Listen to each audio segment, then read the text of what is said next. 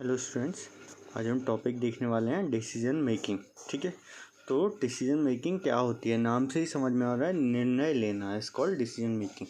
तो decision making जो होती है वो होती है refers to a process by which individual select a particular course of action among several alternative. मतलब डिसीजन मेकिंग वह एक प्रक्रिया होती है जिसमें एक कोई इंडिविजुअल एक बहुत सारे ऑब्जेक्ट में से एक पर्टिकुलर ऑब्जेक्ट चुनता है अपने पर्पस को पूरा करने के लिए फॉर डिजायर्ड रिजल्ट।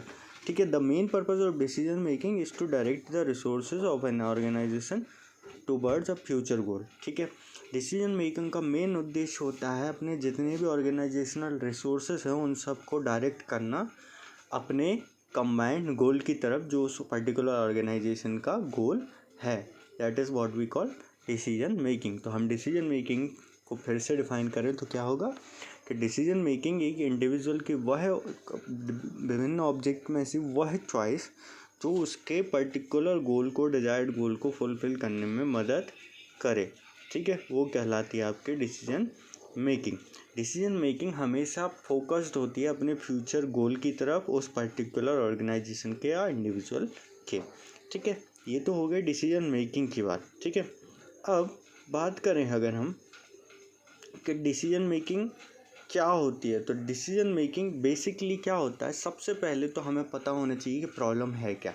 जब प्रॉब्लम पता चल गई तो उसमें क्या क्या चीज़ें इन्वॉल्व हैं उन सबको अंडरस्टैंड करना, फिर उसके अल्टरनेटिव तैयार करना कि अगर ये नहीं तो ये नहीं तो ये, फिर अल्टरनेटिव की भी तुलना करना एक दूसरे से, लास्ट में बेस्ट अल्टरनेटिव को चुनना, फिर उसको इम्प्लीमेंट करना, फिर फीडबैक देना कहाँ पे, पर्टिकुलर लिमिट तक, फिर देखना कि इसका काम जो हम करना चाहते वो हुआ, अगर हुआ तो ठीक, नहीं तो ये सेम प्रोसेस फिर से रिपीट करना इज कॉल्ड डिसीजन मेकिंग। अब बात करें डिसीजन होते कितने टाइप के हैं, तो डिसीजन होते हैं मेनली इस टाइप के। सबसे पहला होता है आपका प्रोग्राम्ड और अनप्रोग्राम्ड डिसीजन। ठीक है, तो प्रोग्राम्ड डिसीजन नाम से ही समझ में आ रहा है जो फिक्स हो, जिनका रूटीन हमने बहुत पहले से तैयारी करके रखी हो जिन डिसीजन के बारे में, वो प्रोग्राम होते हैं। और अनप्रोग्राम मतलब वो सारे डिसीजन जो हमने प्री डिफाइन नहीं किए थे, पर्टिकुलर टाइम पे जाके ही हमने तुरंत एट पॉइंट डिसीजन ले लिया, वो कहलाता है अनप्रोग्राम डिसीजन। ठीक है, फिर बात करते हैं रेशनल डिसीजन। रेशनल डिसीजन मतलब जो केयरफुली और सिस्टमेटिक एनालिसिस के द्वारा लिए जाते हैं, वो रेशनल डिसीजन। इरेशनल डिसीजन मतलब जो सिर्फ हम एक अजम्पशन के आधार पे ले लेते हैं, इंट्यूशन होता है, हमें कुछ लगने लगता है कि अरे यार ये हो सकता है, ऐसे कर लेते, तो वो इरेशनल डिसीजन। बट जो एक फिक्स सिस्टमेटिक प्रोसीजर में होते हैं वो रेशनल डिसीजन। फिर बात करते हैं इंडिविजुअल और ग्रुप डिसीजन की। तो इंडिविजुअल डिसीजन मतलब कौन सा डिसीजन जो किसी एक बंदे ने खुद के लिए अपने रूटीन वर्क में लिए, वो कहलाते हैं इंडिविजुअल डिसीजन।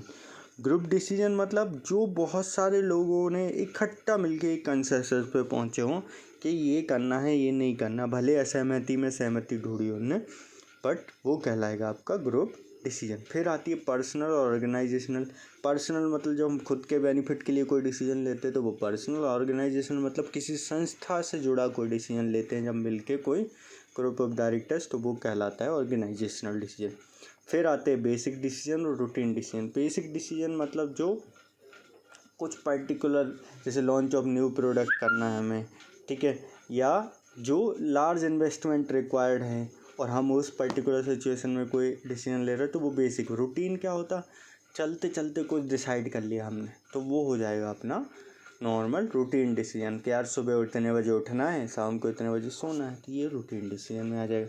तो ये कहलाते हैं decision making and it's type.